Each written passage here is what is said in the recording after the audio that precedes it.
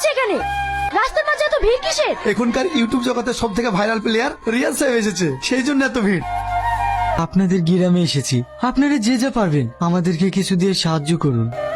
Madam, কেন হাত পা নেই? কাজ করে খেতে পারো না? এসব ধান তো সব বুঝি। খাটনি ভাই ভিক্ষার পথটাকে বেছে নিয়েছে, আর আপনারাও তেমন জেনে শুনে এদেরকে ভিক্ষা দেন কেন?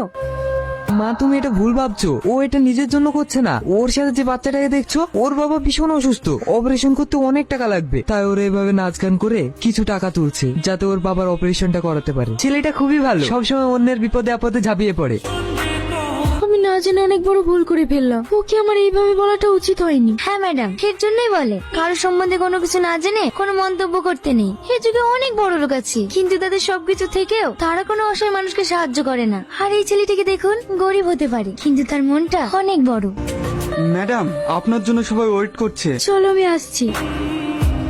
কি ব্যাপার আপনি? কালকে আমি না জেনে তোমাদের সঙ্গে অনেক খারাপ ব্যবহার করেছি, তার জন্য সরি। না না, আপনার কথায় আমরা কিছু মনে করিনি। একটা কথা কি জানেন ম্যাডাম, যাদের কপাল খারাপ হয় তাদের এইরকম কথা প্রত্যেক দিনই শুনতে হয়। এই গরিবদের দুঃখ কষ্ট বোঝার মতো ক্ষমতা খুব কম মানুষেরই আছে, কারণ গরিবরা তো এই পৃথিবীতে শুধুমাত্র কষ্ট পাওয়ার জন্যই আসে। আমি বুঝতে পেরেছি তুমি আমার কথাতে অনেক কষ্ট পেয়েছো। একজন মানুষের কোনো কিছু না থেকেও যে আরেকটা মানুষের পাশে দাঁড়াতে পারে, সেটা তোমাকে দেখেই শিক্ষা নেওয়া উচিত। ড্যাডি, তোমার সঙ্গে আমার একটা কথা ছিল। কি কথা? আমি বিয়ে করতে চাই। এ তো খুশির খবর, তাহলে আজই আমার বন্ধুকে ফোন করে ব্যাপারটা জানাচ্ছি। তোমার বন্ধু ছেলেকে না, আমি একটা ছেলেকে পছন্দ করেছি। সে কিন্তু গরিব, কিন্তু তার মনটা ভালো। কিন্তু আমাদের স্ট্যাটাসের সঙ্গে মিলবে কি করে? ওর কিছু নেই তো কি হয়েছে, আমাদের তো সবকিছু আছে। তোর মা মারা যাওয়ার পর থেকে তোর কোনো কিছুতেই অমত করিনি, তাই তুই যেটা ভালো বুঝিস সেটাই কর। তোর খুশিতেই আমি খুশি। কাঁদিস না, এই পৃথিবী ছেড়ে সবাইকে একদিন চলে যেতে হবে। এই কষ্টটা আমি অনেক আগেই পেয়েছি, কিন্তু আমাদেরকে তো বাঁচতে হবে। বল, খেয়ে নে। রিয়াজ, ম্যাডাম আপনি? বিশুর আব্বা কালকে মারা গিয়েছে। তোমাকে একটা কথা বলার জন্য এসেছিলাম, কিন্তু এই মুহূর্তে তোমাকে যে কিভাবে বলি সেটাই ভেবে পাচ্ছি না। কি কথা? তোমাকে আমি বিয়ে করতে চাই, তুমি আমায় বিয়ে করবে? আর কি মারছেন ম্যাডাম? আমাদের মতো গরিব মানুষকে নিয়ে সবাই মজা করে, আপনিও করছেন? না না ম্যাডাম সত্যি বলছে। তোমাকে আমার ভীষণ পছন্দ। ম্যাডাম, না আমরা দুমুঠো ঠিক মতো খেতে পাই, না আছে মাথার উপরে ছাদ। আর আপনি? তোমার নেই তো কি হয়েছে, আমার তো আছে।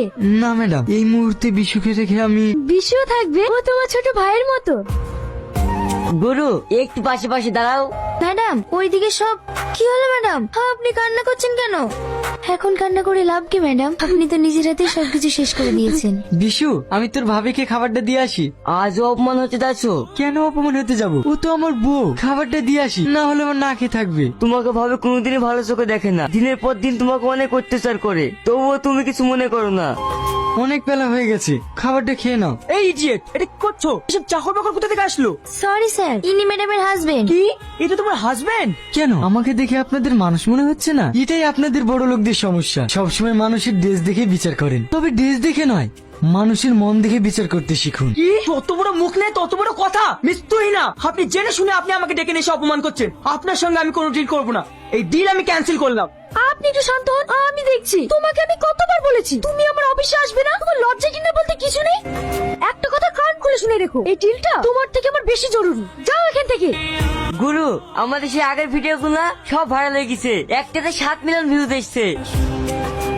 আজ অপমান করেছে তো তুমি তোমার কথা শুনবো না? তোমাকে আমি কতবার বলেছি চলো আমরা এখান থেকে চলে যাই। আমরা আগে যেভাবে ভিডিও বানাতাম ওই কাজই করবো। কুকুরের পেটে তো আর ঘি সহ্য হয় না, কুকুর কুকুরই থাকে। সব ভেঙে ফেল। তুই না চুপ করো। যেদিন থেকে এর আমার বাড়িতে এসছে সেদিন থেকে আমার ক্ষতি ছাড়া একটা কাজও ভালো হলো না। আজকের পর থেকে তোমার আর কোনো জিনিস ক্ষতি হবে না। আমাদের নিয়ে সমস্যা তো আমরাই চলে যাচ্ছি।